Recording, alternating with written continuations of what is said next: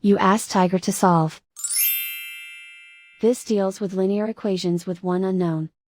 The final result is d equals 10/3. Let's solve it step by step. Simplify the expression. Expand the parentheses. Group all m terms on the left side of the equation. Subtract 2d from both sides.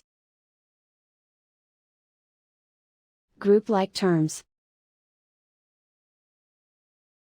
Simplify the arithmetic. Group like terms. Simplify the arithmetic. Group all constants on the right side of the equation. Subtract 4 from both sides.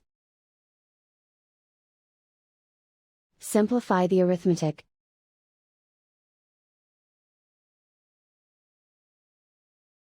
Isolate the m. Divide both sides by -3.